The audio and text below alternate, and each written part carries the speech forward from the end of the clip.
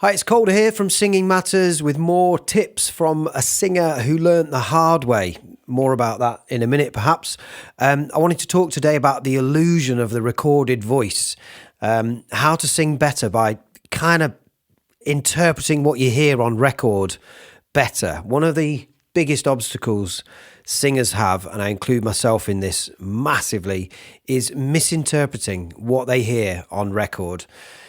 When we listen to recorded music, your favourite artists, we're often misled. We think we're hearing things that we're not. We try to recreate things and mimic our favourite artists, our favourite singers, and we get it all wrong. We get it so wrong. And when I ever sound like I'm telling people off, I'm telling myself off, right? I'm a singer who learnt the hard way. I will say that. I will keep sharing my story. I had an operation a few years ago because I absolutely battered my voice into smithereens with years of terrible technique, shouting and screaming at people because it sounded like that's what people were doing. It felt like that's the only way you can get sound out of your voice. It's the only way you can hit those notes is to absolutely power it and blast it and overdo it. And of course, as I say, I know where I ended up, and that was under the knife, under general anaesthetic, having someone go down my throat and cut off a cyst on my vocal cord. It's tragic. It's horrible. Loads of people have had these experiences, famous singers. I'm just another person in a long line of people who've suffered this sort of stuff. And some of them appear to have great technique and be well trained. It's easy for it to happen. But like I say, I learned the hard way. And often what I was trying to recreate was gritty, distorted, powerful vocals. I had a lot of passion in my performances. I've said this before, but I was overloading my voice in a ridiculous fashion. What we think we are hearing is often not what we are hearing. It's often way more subtle than we think. And it's really, really crucial to try and get your head around this. And it's easy to just, people say stuff, you know, I'm a teacher. I teach students with vocals, and I teach in a college as well, teenagers. You hear things and it goes over your head. When I was needing to learn, I didn't hear the advice people were trying to give me, even when I'd paid for lessons. And I gradually started going to more and more training and taking courses online, blah, blah, blah. But you don't really take it in. You don't necessarily take in the advice that you're being given. It's hard to take in the advice that you're being given sometimes. You're not ready for it. You know, that old classic saying that the student will appear, the student will appear when the teacher will appear when the student is ready. That's the one. You got it wrong again, Dad. No. But I as a teacher, I want to kind of get into your head a bit more. I try to get into people's heads. It's just how I am. I don't like to just assume that because you've said something that people have taken it in. I really want to kind of get you there quicker by trying to undo that issue of just not really taking the advice. I really want people to take the advice. What you hear on record is often quite misleading, and there's a range of reasons why that's the case. Some of it's down to how the voice works and what it sounds like. Some of it's how our ears hear sound, the sensitivity to certain frequencies, which I'll talk about in a minute, and some of it's the production. Okay, so let's break that down a little bit. Little hitch there, I'll start again. The intensity of sound that the voice produces when it's working at higher pitches is quite extreme without you needing to do very much. This is what I've kind of learned. It's like the voice does the work for you. When you're stretched out, when the chords are stretched, they're stretched. You know, you imagine the tension on a guitar string if you kept tuning it until it snapped. You know, there's only so much you can do to that guitar string before it's going to be under too much strain. You twang it too hard, it's going to snap. It can't handle it. If you stretch an elastic band and you twang it, you're eventually going to break it. You know, it's not literally what's happening to the voice. I'm just trying to explain that stretching out of material. You know, you're stretching something out to make it sound higher in pitch. It's moving faster, coming together faster. You can't blast air through it. I've said similar things before, but I'm just coming at this from a different angle to make you kind of really just kind of listen differently to what you hear on record. So the voice is stretched out. It sounds intense naturally. It sounds like it's stretched. We don't need to kind of add extra oomph to that to make it sound intense and emotional and impressive. Like when we hear a singer, it naturally sounds impressive when they're singing in these awkward ranges. And I don't think we know, as listeners, as music fans, we know that it's hard to do that. We know that it's hard to hit that note. You can kind of tell that, God, that sounds impressive because it sounds really difficult to do. Like if you're not a singer, you wouldn't be able to just do that.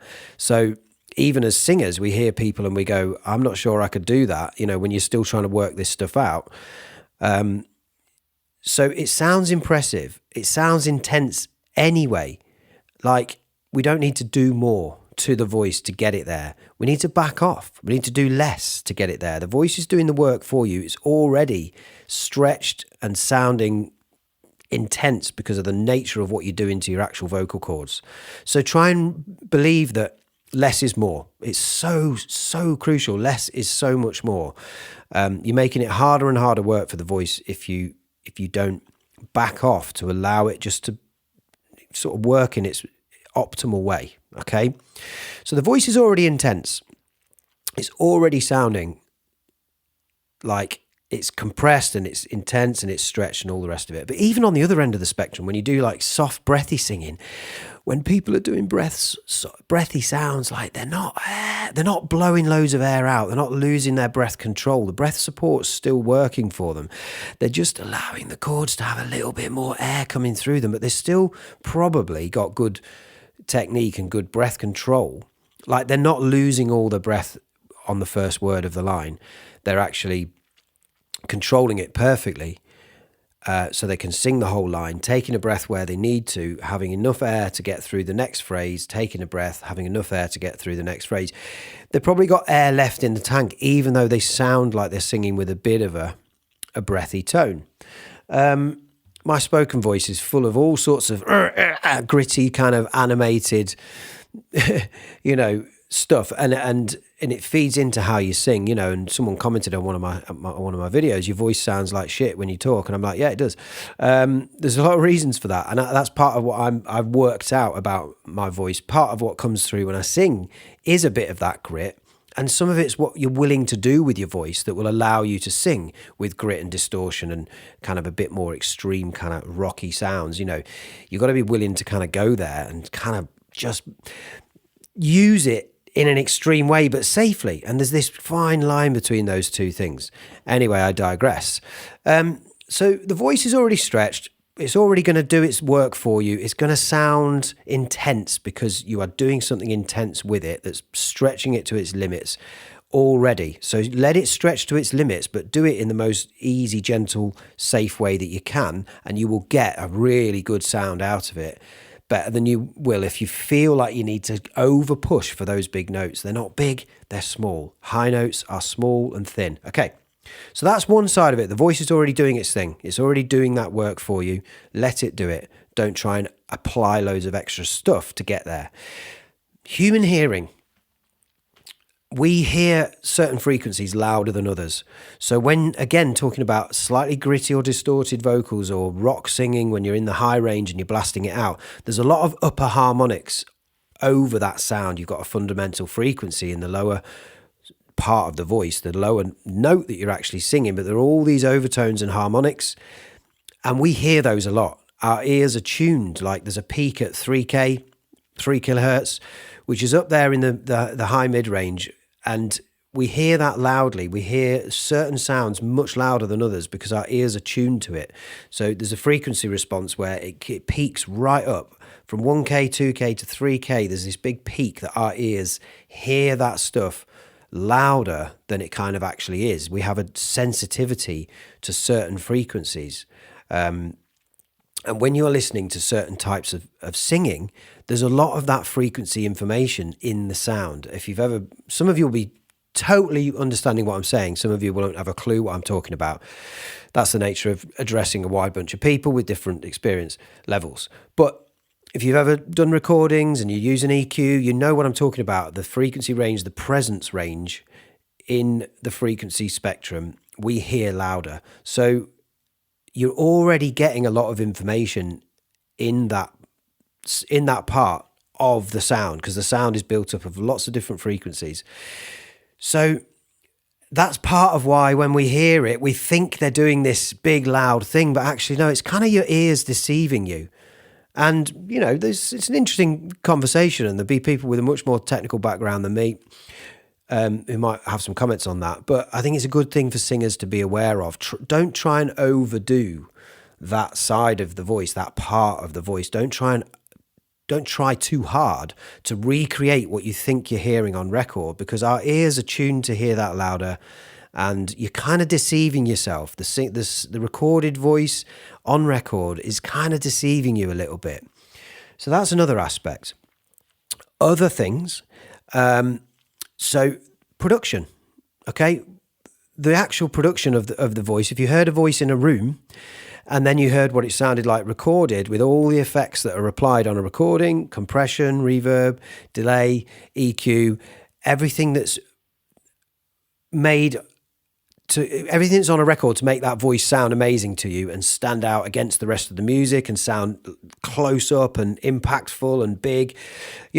It's all kind of special effects. It's special effects on the recording, using that term really loosely. Some of it might be doubled, so there's two vocal recordings together that sound almost exactly the same, making it sound bigger than it is. So many recordings have doubles of the main line. It hits the chorus and it suddenly gets bigger. It's because there's another vocal there. It's the same vocalist singing it twice, and it sounds massive because you're getting kind of two at once. So there are things like that. Some of you, again, will be fully aware of all this, but you might not be understanding how much it's affecting what you do when you sing and how you kind of interpret what you're listening to and how you try and recreate that. So you've got to be really careful to understand the difference between the sound of a voice in a room on its own and what we get on record. There's a huge difference there. Anything that's recorded, especially in the modern age, has had so much done to it before we hear it. And you really need to think, am I just trying to recreate all the compression and effects that are on a voice and the doubling that's been recorded?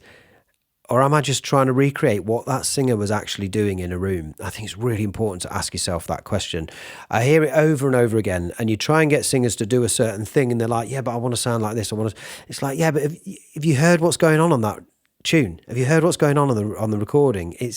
You can't replicate that just with your voice, all right? It's really obvious, but it might not be obvious enough. You might still be trying too hard to get a sound that is not achievable, really. Essentially, what's achievable is the voice behind it, the actual take, the actual person making a sound.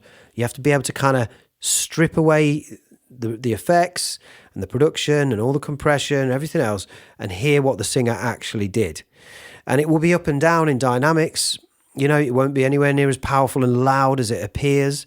The record's made to make you think it's really loud, but actually the take was not so loud. And again, I did a video on Stop Singing So Loud, a lesson I had to really learn hard, really had to learn that lesson. So yeah, a way around this is to listen to people's live recordings. Have a listen to what they actually sound like on stage, how they sing on a stage where there's no sort of double of them doing the line next to them. There's less in the way of production. It's a live take, and you'll hear how natural the voice sounds, or how the voice sounds naturally compared to on a record. So yeah, this is just crucial stuff, and I keep coming across it, and there are times where you kind of laugh as a coach, really, because people are so misled by what they think they're trying to achieve. And you really got to try and get a better ear for stripping away what the singer's actually doing and hearing it in better detail and finer detail, so you can really hear what was behind that recording and not just the polish on top. I hope it's making sense. So my advice is just to work on how it sounds in a room. Listen to yourself in a room, record yourself, get some software so you can play around with some of this stuff and actually hear the difference you can make when you apply some effects and you apply some compression and different things, and see whether you can start to see the difference and to bridge that gap and actually feel a bit better about your voice and understand what you could do if you were recording it, But just listen carefully and always double check when I'm listening to a song with a student, I will play the original and then I'll go, I'm just going to listen to that live. Let's watch a live version. Let's see them in action. Let's see when they're breathing. Let's listen to the difference between how they deliver that on stage compared to in the studio. And you will find with some singers that they sound quite different on different days, and they kind of tackle things differently. They go easier. They kind of miss bits out, or just kind of do it in an easier way to get round things and make it more suitable for a live performance, so they can maintain the tone and the delivery for 2 hours instead of just on that recording. And I just think I keep coming up against this, and I want people to really understand what they're hearing when they listen to a record. Remember that your ears are tuned to certain frequencies. Remember that the voice is already sounding intense without you having to over apply things to get it there. Let it work in its most optimal way. Less is always so much more. Quieter is always something I'm having to tell people. Just take some volume out of that and it will suddenly feel a lot freer and a lot easier. And learn a little bit about production so that you can hear the layers that are kind of applied to things to make it sound like what we hear on record. And that's it today. I think it's just an important lesson for people to take on board, because people make that mistake so often. They're really misled. They think this sound is so big, but it's not. It's small. It's little. You don't need to do so much to get a huge sound. It's much less than you think. But I wanted to put that one out there today. I hope it helps. And like I said at the start, try and take that lesson on board. Try and actually hear the lesson and don't just let it go over your head. Don't just think it can't be that much of a difference. All of these things add up to a completely different impression that you are getting when you listen to recorded music. And there may be some things that I've missed, but I hope it helps. As always, you can support this channel on my Patreon. You can support with super thanks and things like that if this is useful information for you. I'm just a little guy trying to make a living and feed my kids with my music. So it's always, honestly, I'm so grateful for all the people that have tuned into my YouTube channel and joined my Patreon, of which there are only 3 or 4 people so far. And anyone that comes for lessons at very reasonable prices, let me know if you want some help with your vocals and I will do everything I can to move you in the right direction. As always, best of luck with your singing. I'll see you on the next one.